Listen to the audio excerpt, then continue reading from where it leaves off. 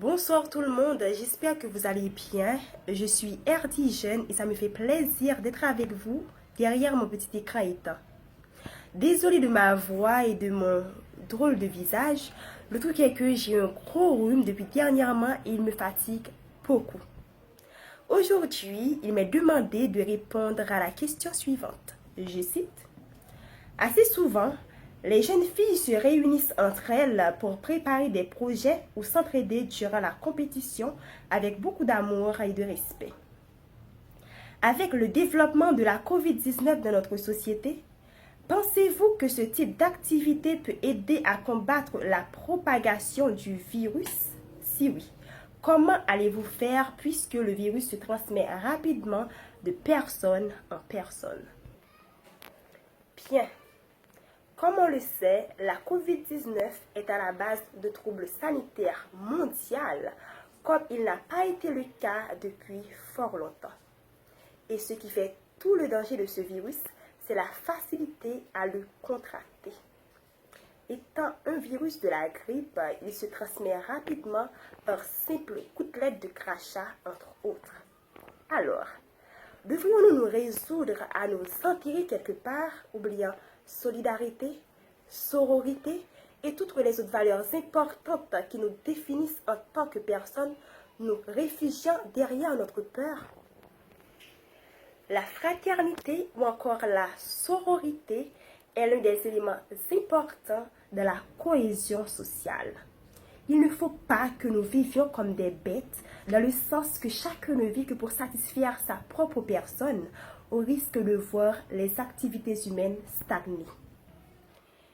Puisque sans la fraternité, sans la sororité, le monde n'est que chaos, décadence, et ce serait même presque allé vers l'extinction de la race humaine telle que nous la connaissons. Certes, face à tout ça, certains diraient qu'il y a un mais gigantesque, la COVID-19.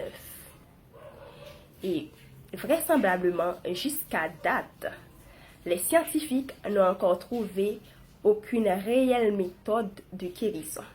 Toutefois, l'Organisation mondiale de la santé a partagé avec le monde tout plein de conseils pouvant nous aider à être moins vulnérables face au virus. Oui, on est d'accord que le respect d'une certaine distanciation sociale est à prendre en compte et qu'il faut jouir d'une santé autant mentale que physique pour expérimenter les valeurs humaines. Il n'en est pas moins que la sororité peut elle aussi en effet aider à combattre la propagation du virus, non seulement par l'exhortation sur comment se protéger, mais aussi en inspirant les autres de par notre façon de faire. Notre comportement durant nos prises de contact avec le grand public peut aider certaines personnes à voir clair sur la bonne attitude à adopter, vu que depuis quelques temps, les activités reprennent.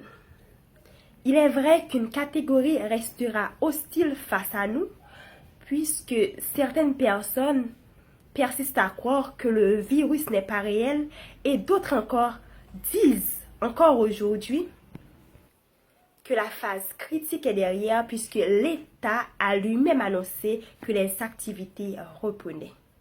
Autant vous le dire tout de suite, mes amis, le virus est bien réel.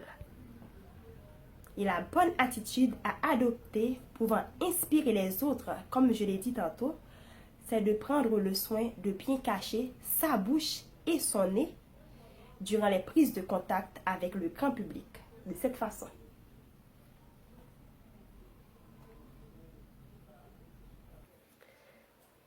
S'il faut que vous buviez ou que vous mangiez quelque chose étant à l'extérieur, prenez le temps de bien vous désinfecter les mains et surtout, veillez à ne partager ni votre verre ni votre cuillère avec quiconque. Une fois rentré chez vous, mettez directement vos effets au soleil, désinfectez-vous les mains, désinfectez votre téléphone si vous l'aviez utilisé à l'extérieur, gargariser de l'eau salée, ça c'est une petite méthode de grand-mère, et rentrer directement sous la douche. Oui, il est possible de se rencontrer pour la mise sur pied de projets sociaux malgré le contexte sanitaire actuel. Pour cela, il faut respecter les consignes de l'Organisation mondiale de la santé dont j'ai fait mention de quelques-unes antérieurement. Mais aussi, ces activités peuvent aider à combattre la propagation du virus en ayant des projets sociaux axés autour de la pandémie, comme des campagnes de sensibilisation sur comment se protéger, la distribution de kits sanitaires ou autres. Et d'autre part, ces activités peuvent aider en inspirant les autres, leur indiquant de par notre façon de faire la bonne marche à suivre. Sur ce, je vous invite à avoir du cœur. Si vous vous croyez infecté, refusez de rencontrer du monde. Et entre-temps, soignez-vous. Gardez le moral et cultivez l'esprit de fraternité.